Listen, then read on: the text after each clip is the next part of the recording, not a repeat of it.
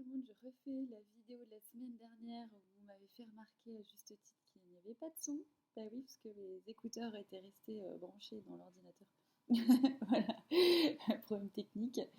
Donc je refais la vidéo. Alors, en gros, c'était pour parler, euh, pour discuter d'un sujet qui concerne pas mal de gens en ce moment autour de moi. Donc, je me suis dit que ça pouvait être utile d'en faire une vidéo. Donc c'était sur le fait, parfois quand on se retrouve dans des situations au travail, par exemple, mais ça peut être dans la vie perso aussi, hein, où l'ambiance elle devient un petit peu toxique, où l'énergie qui circule elle est vraiment sur une espèce de folie ambiante qui peut être dirigée par exemple, imaginons que vous avez une direction assez toxique, pas du tout humaine, etc. Bah voilà, en gros avec le système pyramidal, ça se répercute évidemment sur tout le monde. Cette ambiance, elle est pesante, elle fait que vous puissiez vous sentir effectivement très mal, burn-out, dépression, etc. Et puis au-delà de ça, là où je voulais l'intérêt de la vidéo, c'était pour montrer en gros ce que ça provoque au niveau énergétique. Au-delà du fait évidemment que c'est ultra violent et que ça peut amener burn-out, dépression, c'est qu'il y a un moment en fait quand on est complètement accaparé dans cette folie ambiante, c'est comme si on respirait un gaz toxique et on devenait un peu nous-mêmes on perdait en clarté, en, en vivacité d'esprit, comme si le mental lui aussi avait bugué. En fait, c'est comme si cette énergie toxique elle venait vraiment euh, embrumer le troisième œil, il n'y a plus du tout d'évidence, il n'y a plus de bon sens. Vous-même, vous allez avoir des sensations et des croyances qui vont d'enfermement, qui vont pas forcément être vraies, mais en tout cas, c'est ce que vous allez ressentir dans la situation quand vous êtes. Et ça va toucher, quand vous y êtes. Et ça va toucher au pouvoir et à la liberté. Donc le pouvoir personnel, le pouvoir qu'on a dans sa vie, et la liberté évidemment qu'on a dans sa vie également. Et donc ces deux notions-là, bah, quand elles sont touchées, ça vient, voilà, ça vient entre guillemets, quand vous pensez que justement il n'y a, plus d'espoir, vous ne pouvez pas sortir de cette machinerie, que vous avez plus, comme s'il n'y avait pas de solution en fait. Même si quelqu'un vous apportait des solutions, il y aurait toujours des oui mais c'est compliqué, etc.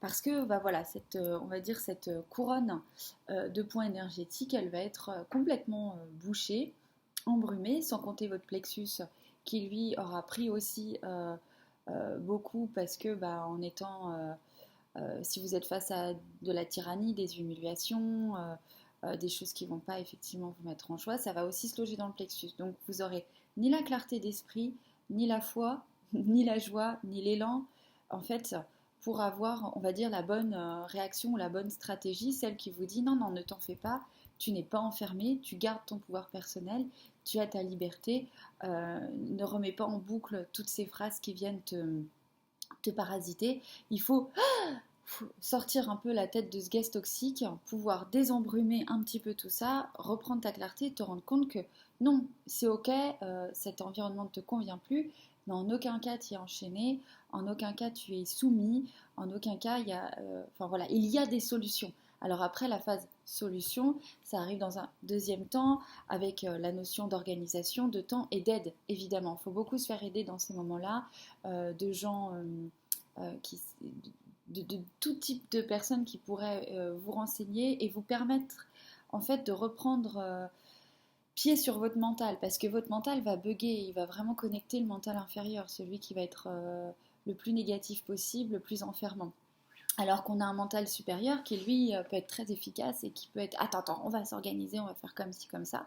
Donc dans le cas d'un travail, il ne faut pas hésiter à se renseigner auprès des syndicats, auprès du délégué des personnels, auprès d'associations, ça peut être vraiment auprès de la médecine. Enfin, je donne des exemples, mais ça peut être auprès d'amis renseignés, ça peut être auprès d'amis renseignés. En tout cas, c'est important de ne pas vivre les choses seules pour que vous puissiez entendre des discours différents, de pouvoir vous rendre compte de la situation, de prendre vraiment un pas de côté, de vous désembrumer et de comprendre que la liberté et votre pouvoir, vous l'avez toujours. Et ça, c'est un peu une stratégie, on va dire, qu'on peut retrouver dans beaucoup de manipulations, hein, qu'elles soient dans le privé, dans le public ou dans le collectif. C'est quand on se sent vraiment pris à la gorge, on va dire, Il y a beaucoup de colère, il y a beaucoup de frustration, la colère qu'on va retourner envers soi-même parce qu'on va se sentir impuissant, donc on va se faire du mal à nous-mêmes en se mettant dans des situations peut-être qui vont être pas super évolutives pour nous. Mais si on reprend à peu près la même stratégie, c'est qu'encore une fois, il faut sortir la tête de l'eau, enfin du gaz hein, toxique, il faut sortir, il faut discuter, il faut se faire aider, être plus créatif que ça et comprendre qu'en fait, s'il y a toujours des solutions, il y a toujours des solutions. Partez de ce principe-là. Il y a toujours une façon de faire qui permet euh, comment dire, euh, de ne pas rester dans la situation dans laquelle on est. Alors, si vous vous sentez vraiment bloqué,